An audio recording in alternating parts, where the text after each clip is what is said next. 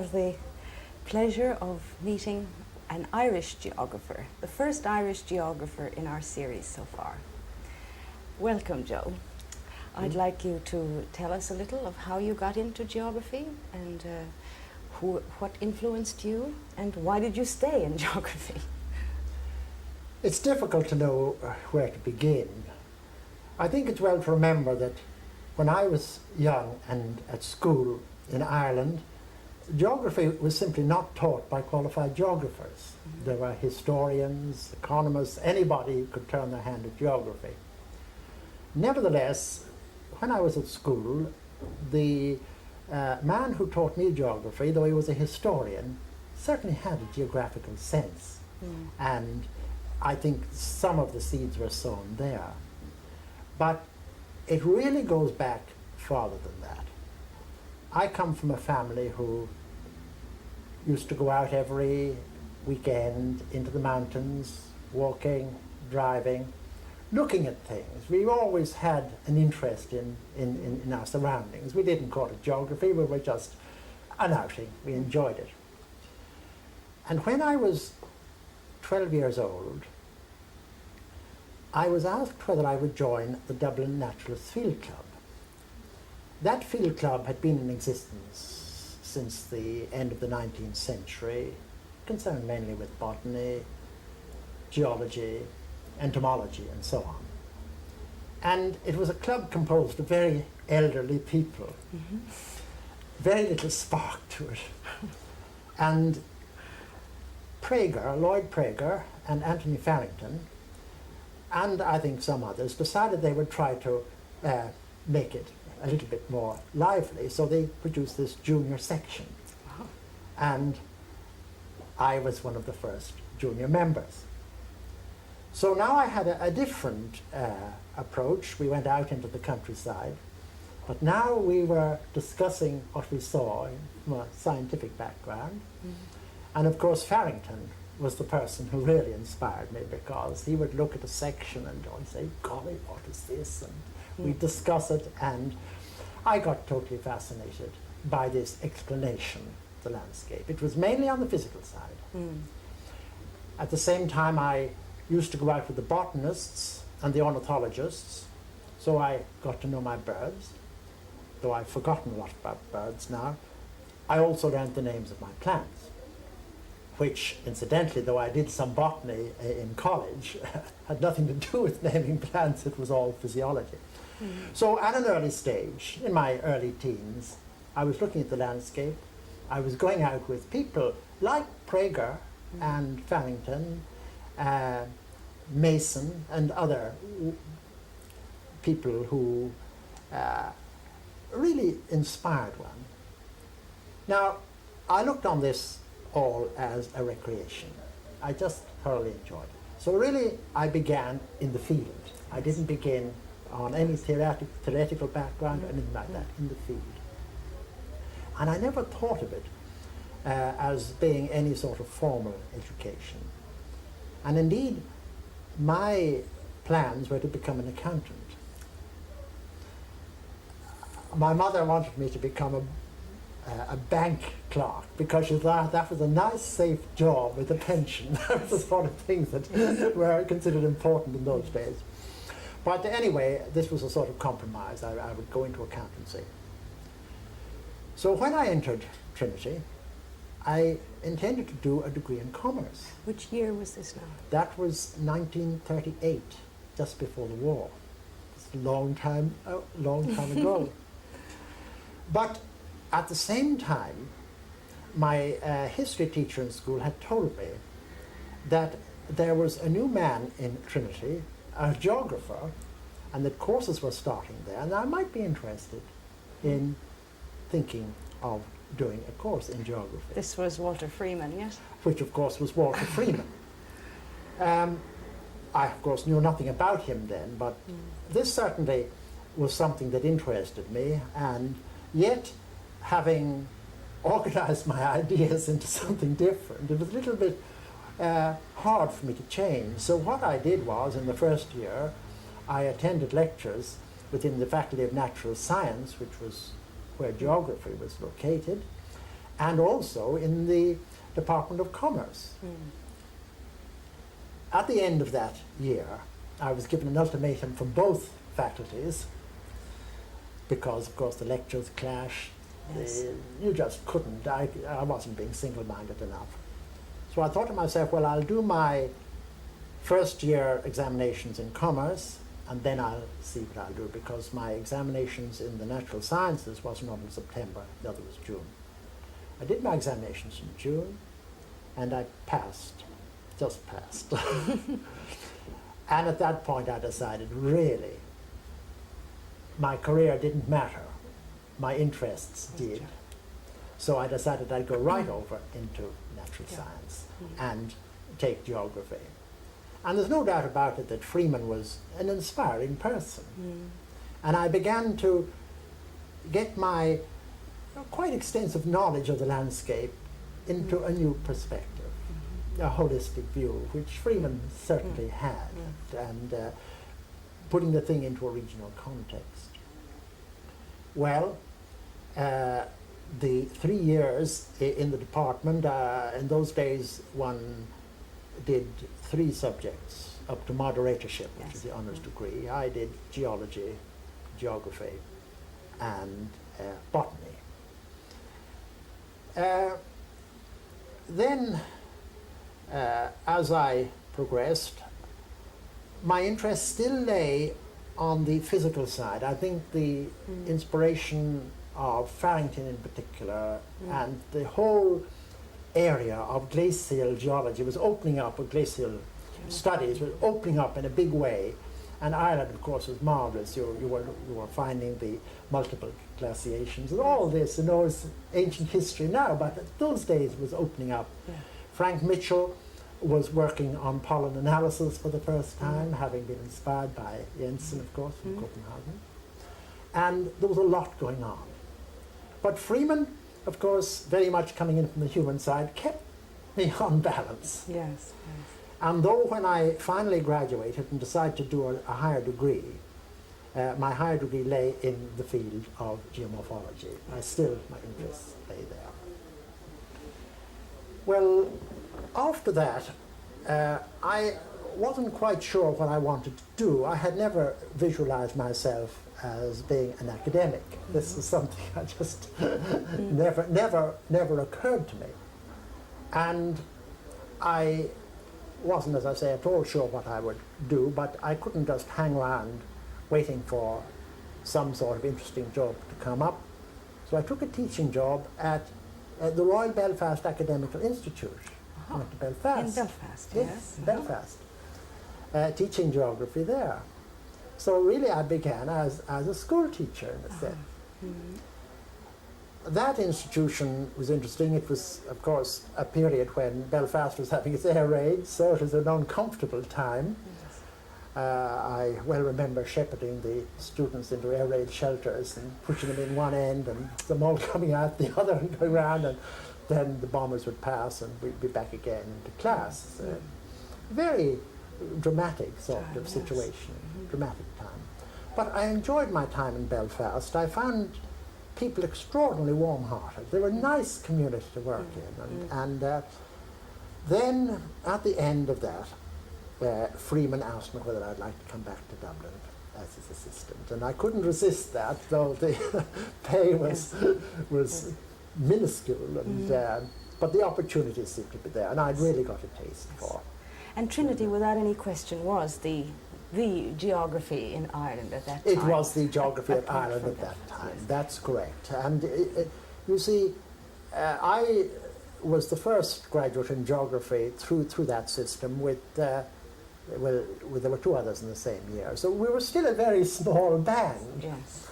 And when I got back to Trinity, Freeman, of course, was actively preparing to write his book on Ireland. And was systematically covering the country. And I accompanied him on many of our trips. We would put our bikes on a train, go to some point, take the bicycles off, and simply cycle around the countryside. Freeman was a great man for note-taking, Yes. Everything went down, and that was a great lesson to me. I tend to think, well, I'll remember this. This is impressive. I can't possibly forget this particular scene or this particular thing. But you do. Yes. A Freeman would put everything, even the most trivial thing, down, and his notebooks are fascinating. Yes, I could well imagine. Yes. So there was that. But there was also another aspect which, to me, was important, and that was that the Geographical Society of Ireland began to have its field trips. They were founded when? Well, now, they were founded, I think the date, it's pre-war, I think around about 1932, but I'm not sure of the exact date. Again, Prager was important in this. Freeman, of course, was the person who really helped to put it on a proper way. But the first field trip, which was to Virginia in County Cavan, was one before Freeman took a hand in things. And it was a group of people interested in their own things. Some interested in plants, some interested in antiquities, Farrington interested in the glaciology. And in the very first publication of Irish geography, which was called the Geographical Bulletin of Ireland then, they published the results in a set of totally disparate little articles. In other words, what geography just isn't. Yes. And this really stirred up Walter Freeman. Yes. And he was highly critical of this, a little bit unfairly, I think, because I feel that they were doing their best and they hadn't been put on the right track. And after that, he began to organize a series of these. The next one, to Graignamanagh, was what I would consider to be the first real geographical field week that we ever had in Ireland, organized by Walter Freeman, who incidentally had experience of this sort of thing with the Le Play Society. Yes, so it was a Geddes Le Play type. That's right, yes. that's right. And we, again, all tended to follow our own interests, but Graignamanagh was absolutely full of interest, and we all began to realize how fascinating the Irish landscape is if you begin to dig a little bit beneath it. There's just a fund of material there. And that was written up in Irish geography, and it was the first, I would say, real little micro-regional study in Ireland. And after that, then, a whole series of field weeks, gradually becoming more organized, especially on the human side. Questionnaires were developed for the farming community, for example, so that the data would be comparable, and so on. And I think these field trips were one of the most important aspects of the early development of geography in the country. Did you feel in Trinity that you were an integral part of the Southern Irish population, or did you feel it was a kind of island of elite scholarship, separate from us peasants? I don't think I was aware of that. I think I was more aware of that in retrospect. Yes. But at the time, it seemed natural to me. My connections had been, though mind you, my background is farming from County Wexford. Yes, yes. But nevertheless, it didn't strike me as being elite. But I realized, looking back, of course, that it was. Probably was. It was. Yes. But to some extent, for me, that was offset by the fact that the Geographical Society of Ireland in those days was certainly not Trinity at all. Freeman, yes, but the great majority, the committee and so on, were ordinary citizens of Dublin, a good cross-section. Not school teachers either, were There were some school teachers, yes, and from some of the Catholic schools it was important because they drawn in otherwise they mightn't be. And exactly the same in the Naturalist Field Club. Again, a cross-section there, primarily of non-academic people. And I think that one of the sad things in a way about the Geographical Society of Ireland was that it was taken over by the academics. Yes, yes. As it is now. Yes. It's run by academics, and the ordinary man in the street is not attracted in the way he was or she was in days gone by. But geography at Trinity was never, in a way, involved in rebellion or revolution or radical movements. It was quite status quo, wasn't it? It was very much so, yes, very much so. And I suppose the real development didn't occur really until the 1950s, when, well, Freeman had gone, I had taken over, and at last we were getting some more staff, because really Freeman and I were the geography department for a very long time. Yes. And you tend to be a little bit conservative under those that situation. Yes. It's not easy to move forward. But in the 50s and early 60s, dramatic increase in staff, and of course the department in UCD developing very quickly as well. Yes. When did that begin, UCD? I think that UCD began a little later than Trinity, but they had a chair before we had. I see. Didn't realize that. I think Jones Hughes got his chair just before I see. I did. But it was wonderful to have a developing group there. Nearby, yes. And our link, of course, was in the Geographical Society. But apart from that, we were two rather separate organizations. Yes. In spite of the fact that we didn't really wish it to be that way, but that's just the way things were. It was a physical separation. Yes.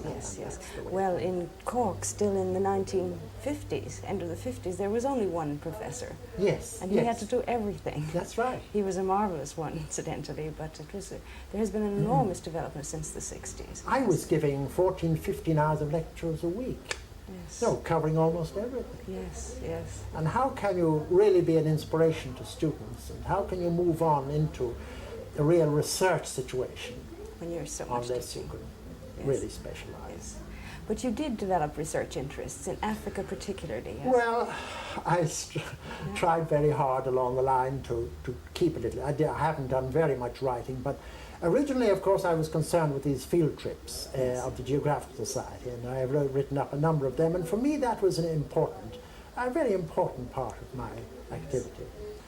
But in 1963, I went to Lagos to help set up the University of Lagos in Nigeria, and I was also the first dean of the Faculty of Arts. Now, my interest in Africa dates back quite a long way. It dates back to the immediate post-war period when many Africans came to Dublin, especially Nigerians. Yes. Mainly doing professional courses, medical, mainly medical, some engineering, law.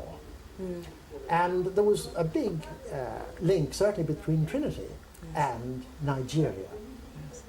But one of the things I was concerned with was looking after students' accommodation. One of the many little odd things one gets landed with in a university like Dublin. And I was secretary of the House of Residence Committee. And in that capacity, I realized that these students were coming from Africa without adequate preparation, nowhere to stay. Dublin landladies were not very sympathetic towards them, and understandably, because though they would be prepared to take one or two, immediately they took one or two, then it became a complete little ghetto of Africans. So I was very concerned about that, and I was a small Quaker committee that used to meet these people when they came and try to help them with accommodation, and I searched out possible lodging. I approached landladies and so on. This is not a geographical activity, but it was part of my, part of my learning.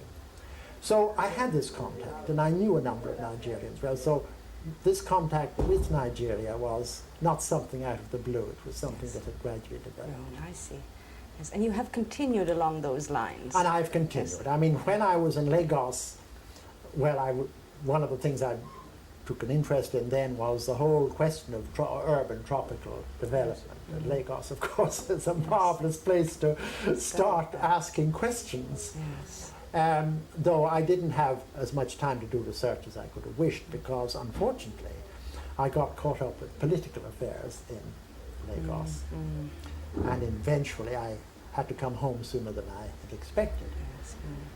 A situation which simply arose out of matters which were totally outside one's control. Tribal situation which Yes. we got caught up Yes. in. Yes. But I've been back to Nigeria a number of times since. But my knowledge of Africa is not just there. I have a sort of sense of adventure, and I've always traveled. And my traveling, for example, I've traveled down the Nile. I set out from Uganda and simply set out and crossed into Sudan, though I hadn't any permission, was arrested there, but let go and continue, came to the Sud swamps, Egypt, Alexandria, then to Greece, then to Istanbul, home by the old Orient Express in the days when it was the Orient Express. And I've, at the time the IGU many years ago met in Rio, I took the opportunity for tramping over most of South America. I crossed from the Transandino to Chile, worked my way up through Uruguay, southern Brazil, by local transport and bus, and so on. And I've done that for most parts of the world. Simply enjoyed it. I think it's fun. So you have had the most marvelously dramatic trips, journeys, on foot and on water and over the ocean. But the nice thing is you enjoy it all, and yet you feel you're being a real geographer when you're out in the field. Marvelous. You have no problem of conscience. None at all. I mean, geography is to be enjoyed. Any academic subject is to be enjoyed, after all. I mean, this is just, geography is part of my life.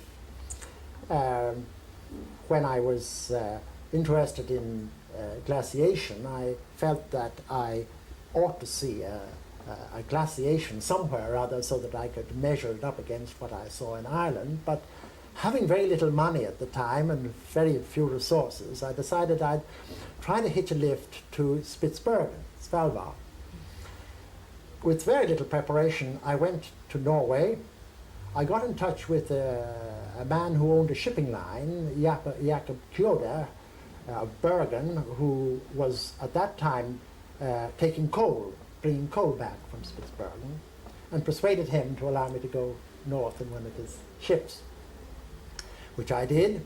I brought a little tent with me, very little equipment, and when I got to Spitsbergen, I set out. First of all, I climbed Mount Nordenskjöld.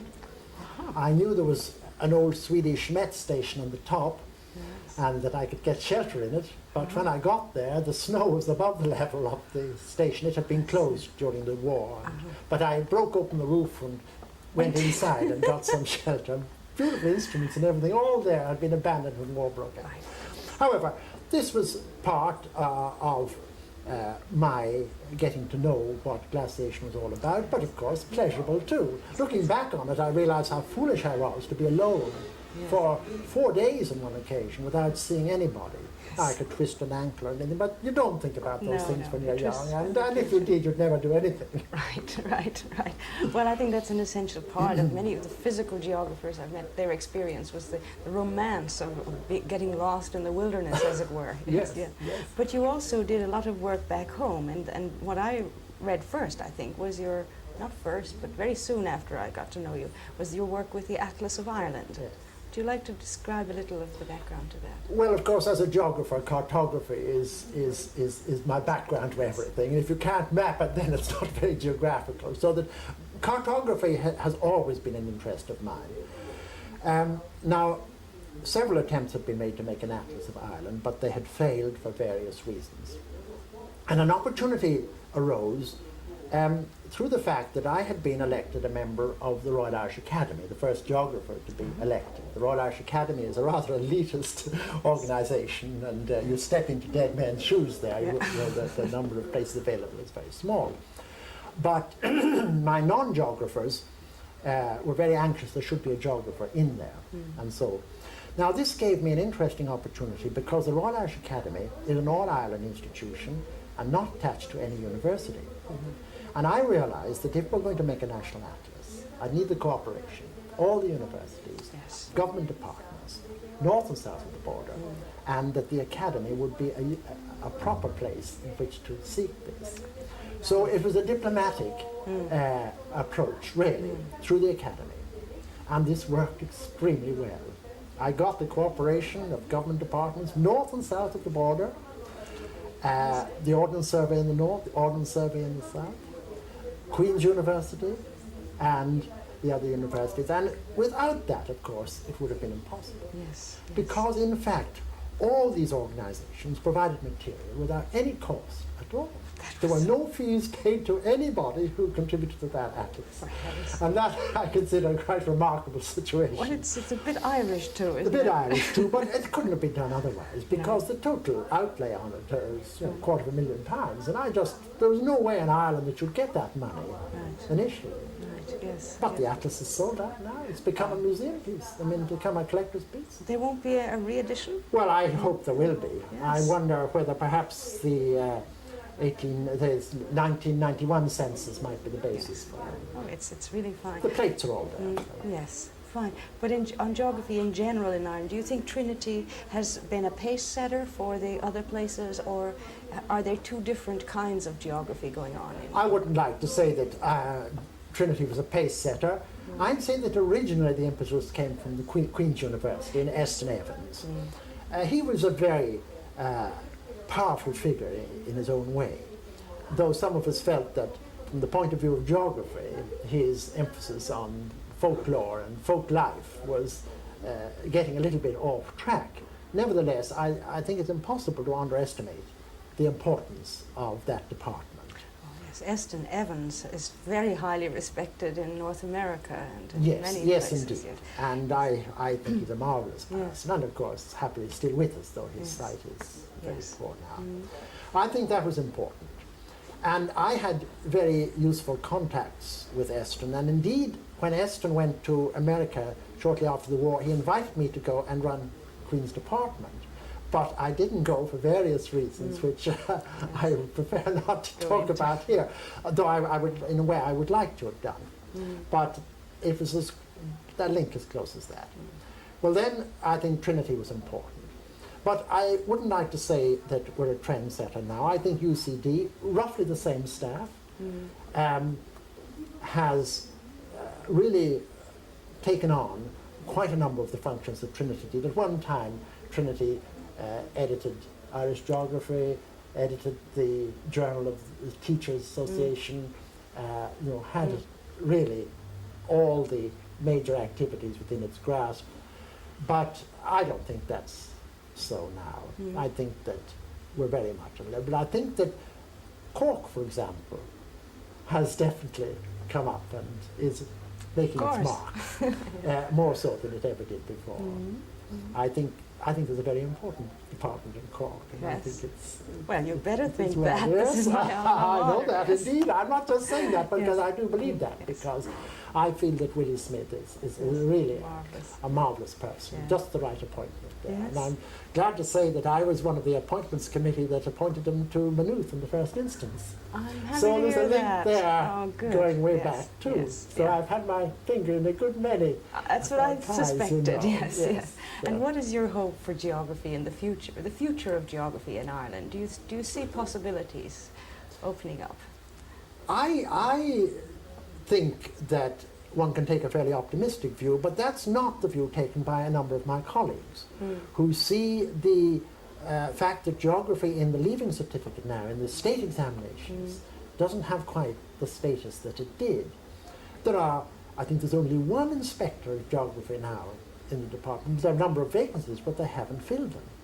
And there's the Royal Irish Academy, through one of its subcommittees on geography, is making big efforts to do something about this. But if geography is not healthy in the schools, Yes. it doesn't bode well for the universities. Yes. I'm happy about the situation in the universities. I think at the moment, well, perhaps we're on the top of a wave. I don't know, because of course there are constraints on replacements and so on. Though I'm glad to say that my successor has been appointed without any problems. But I don't see much more development at the moment, except that I see a move into the applied side. There's an awareness among geographers that unless they do more applied geography, their relevance is not to be seen. And certainly there has been more of that recently. And I would see that is the way geography is going to go. Though I hope there always remain the academics who will study just for study's sake. Yes, but you have retired just this year. That's right, yes. But you haven't stopped your work or your travel. Well, I hope to do a little bit of writing now, because for a very long period when I was running the department practically single-handed, I just couldn't put a pen to paper. It was quite impossible. Just had no space of time in which to settle down and do anything really constructive. So I do hope to do a bit of that. I also am involved in development agencies, both the Freedom from Hunger Council, Goethe, and also the Catholic Bishops' Fund for Development, Trocra, of which I'm on the executive committee and on the projects committee. And within Trocra, I'm interested in Central and South America, and will be visiting there shortly. For Goethe, I'm mainly interested in Southeast Asia, and this year I've already been to India in January, February, looking at agricultural projects in that part of the world. So, I see no end to my travel and my enjoyment of life, which is, I think, the important thing. Well, that's a good note on which to bring this interview to a close. Joe, you've given me a lot of inspiration, and I'm certainly many generations of students that have gone through Trinity since you first came there. Thank you ever so much, and bon chance. Thank you very much indeed.